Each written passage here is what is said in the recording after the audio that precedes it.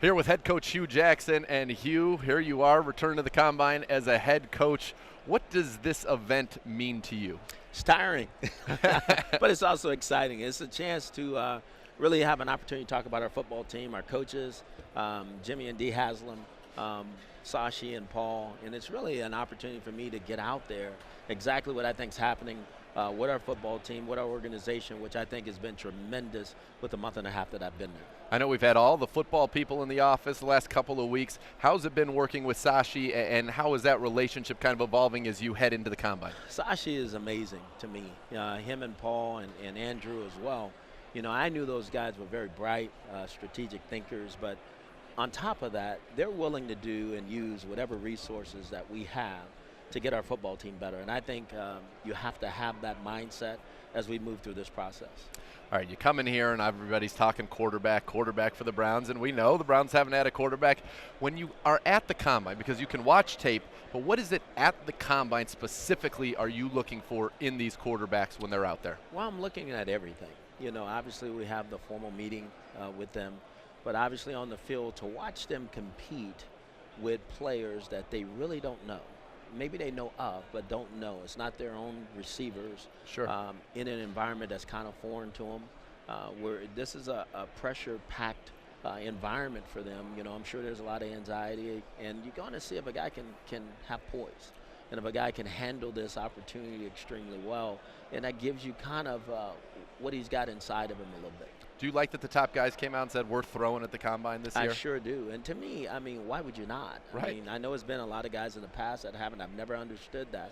But I think if you want to be considered one of the best, why not showcase your talents and ability in front of everybody? All right, you talked about those meetings, and everybody can watch, turn on NFL Network. They can see the guys throwing through the drills, etc.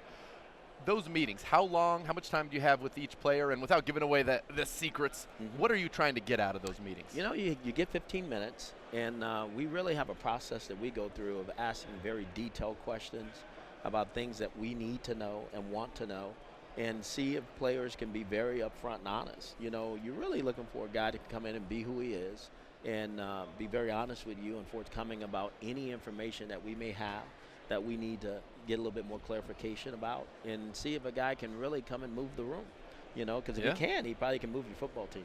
Is it different for each position when you go through those meetings? It surely is. You know, obviously there's certain characteristics you're looking for in a quarterback that you don't look for in a linebacker. Things that you look for in a defensive back that you don't look for in a wide receiver. So it is definitely different.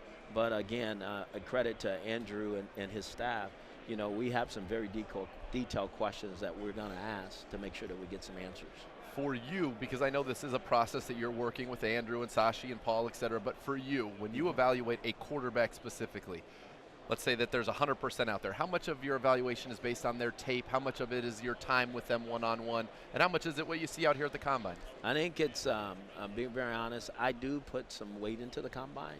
But I think it's the tape and my time with them, because I got to have a real good feel and make sure that the guy fits for me, you know, and the guy can handle how we go about conducting our business. And we might be a little different than most teams in the National Football League, and I'm sure there's some similarities, but at the same time, I want to feel that we do things a little bit different and we do things a little bit better than most to get the best out of our quarterback. And how different is it for, say, a defensive head coach who isn't going to spend as much time with his quarterback as opposed to you, who's going to be calling the plays and intimately working with that quarterback, that you guys do click? Absolutely. And I think because we'll only go as far as that quarterback goes, you know, and I think it is so important, whereas the defensive coaches is really about his offensive coordinator and him really feeling comfortable, and then the head coach feeling comfortable that way.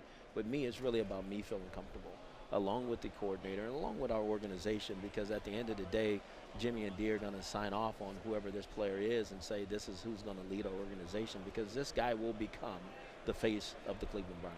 All right, I won't ask you who, because even if I did, you wouldn't answer it. But I sure wouldn't. In your mind right now, do you have a guy that you think is the best quarterback in this draft? Well, I've done a lot of homework on all the guys. I think I'm still in the process of narrowing that down, and this is just another one of those opportunities to see more of them. And as we go, obviously there's going to be campus visits, as you mentioned. There's going to be so many different things to put in the pot for me to really be able to answer that question for you. That was a good non-answer as he's smiling ear to ear here. All right, we talked about the quarterbacks. We know that's a big deal, and you guys are putting all the focus in there.